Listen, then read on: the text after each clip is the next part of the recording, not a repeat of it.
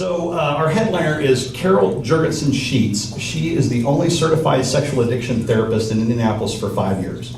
Carol completed her master's degree at Indiana University. She's currently facilitating workshops on relationships both statewide and nationally. Her expertise is in sexual abuse, sexual addiction, EMDR, sex therapy, women's issues. She's been an executive and a life coach for over 10 years. She loves motivating her clients to reach their greatest potential.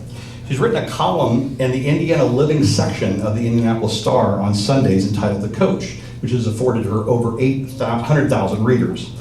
She has had 2 call-in shows on WIBC and an internet radio show called Sex Help with Carol the Coach. This is going to be good. Ladies and gentlemen, we'll help me welcome Carol to the Spark stage.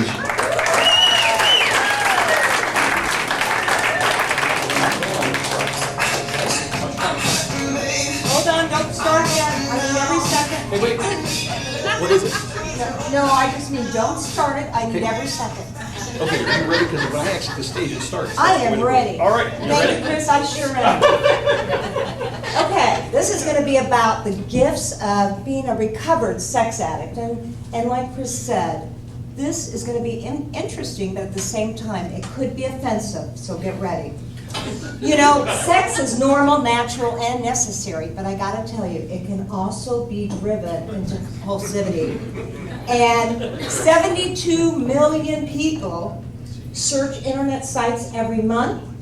18 to 24% of those say that they have sexual addiction problems. That's about 6 to 8% of the population. And it means 25% of all searches on the internet are sexual and related to sexual addiction.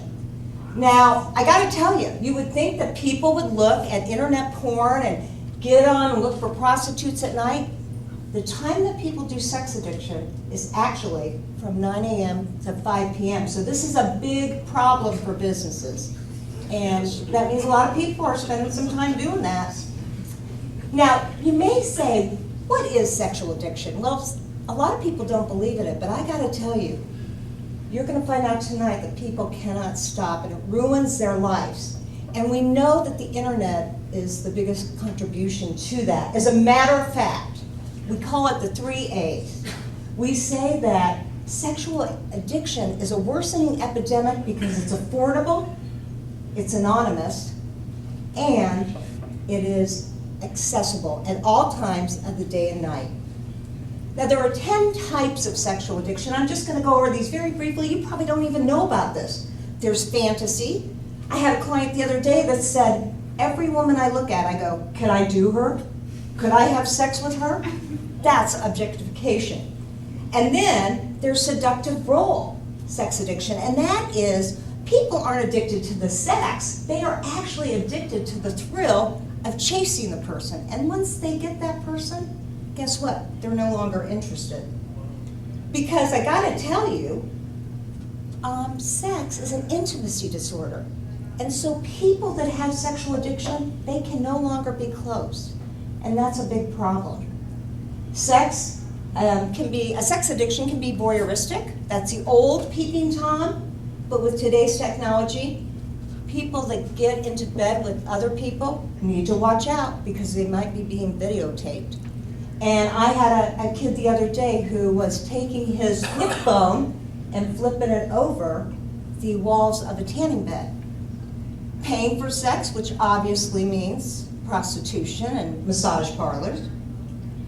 Anonymous sex. I'm going to be doing something on channel Fox 59 on men that meet in parks. And they're into anonymous sex. And the issue is, that's the thrill. It's anonymous. Trading for sex. These are our politicians, they're our policemen, and guess what? They're our contractors. Hope we don't have any contractors in the house, but what happens is that a contractor will frequently go into a house and a woman will say, I'll give you a blowjob if you fix my stairs. Intrusive sex. It's called frauderism. It's when somebody rubs up against you and you go, my gosh, I felt a penis on my butt. Or, oh my gosh, somebody grabbed my breast.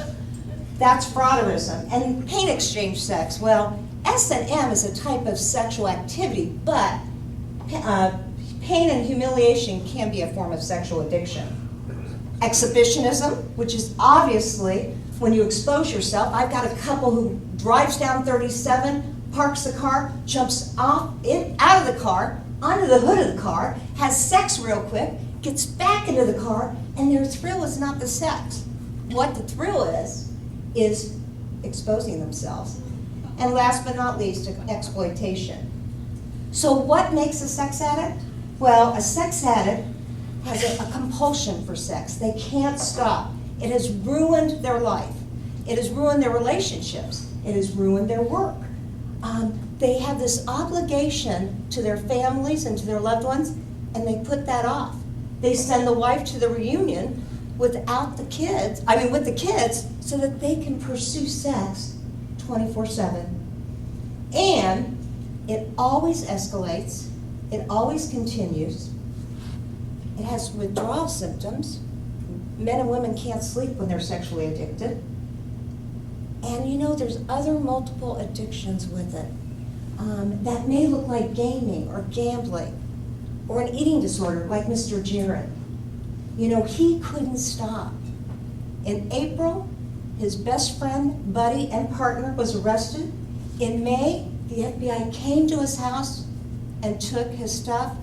And in June, he was in New York advancing towards a 16-year-old prostitute. That's exploitive sexual addiction as well as pedophilism. All right, now, here's the gifts of sex addiction, because there really are some. When you are in recovery, you're much more compassionate, you're empathetic, and you're growth-oriented. These are the guys I want to hang out with. They're always working on themselves. They've gone from this life of secrecy and isolation to interdependence. You know, before they were so independent. Now they've got a group, they've got a fellowship going, because most of them go through a 12-step program. We have over 50 SA and SAA meetings for these kind of guys. And then they do Carol the Coachisms. I'd like for each one of you to think about this for a second. There are different living skills that make you happy. And they did this study of 20,000 people, and they found out that if you stayed in the moment, you didn't think about taking your car into the shop, doing the laundry, that kind of thing. If you stayed really present and you had gratitude, you looked at what was working as opposed to what wasn't, and you reframed, which is looking at the entire picture of something difficult, and you say to yourself, how can I grow stronger? What does it have to teach me? You're automatically happier. Now, I always teach these men to use your head, heart, and gut, which means you say, what do I think about this? How do I feel about it? And what does my gut tell me? What do I intuitively know about this situation? Those are some skills that sex addicts get when they go into recovery. They work the tools of life. They're part of a fellowship. For the first time ever, they may have a guide, a mentor, a sponsor. You know, sex addicts come from families that are disengaged and very rigid. So this is the first time they've had help. It's very, very heartwarming to see them develop a spiritual connection. And they come to a CSAT, a certified sexual addictions therapist, and we help them heal the wounds. They have these healthy coping mechanisms, and they do their very best to improve themselves 24/7. They're a special breed. They are compassionate, they are empathetic. Oh my goodness, they're very insightful. They're always looking at themselves. They're helpful, they're humble, and they're spiritual.